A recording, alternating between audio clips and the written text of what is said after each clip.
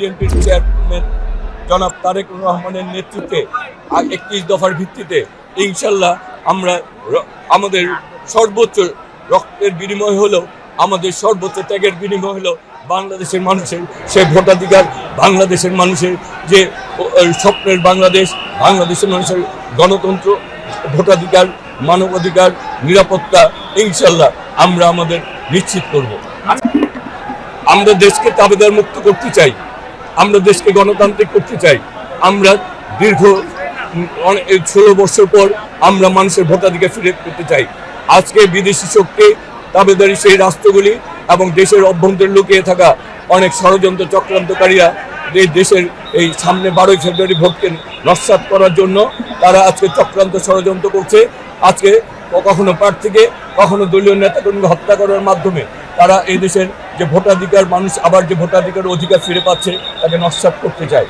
আমরা যে কোনো অনেক রক্তের বিনিময়ে, অনেক জুলাই আগস্ট গণঅভ্যুত্থানের মাধ্যমে অনেক রক্তের বিনিময়ে এবং শরীফ ওসমান হাদির রক্তের বিনিময়ে আমরা একটি নির্বাচন করতে চাই এবং সেই নির্বাচনে আমরা চাই আগামী দিনে প্রতিটি মানুষ তার ভোটাধিকার ফিরে পাক।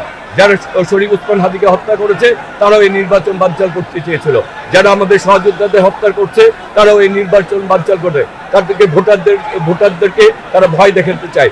আমরা বলতে চাই আমরা অনেক রক্ত দিয়েছে, নির্যাতন নিপীড়ন সহ্য করেছি, আমরা কোনো কিছুতে ভয় পাই না।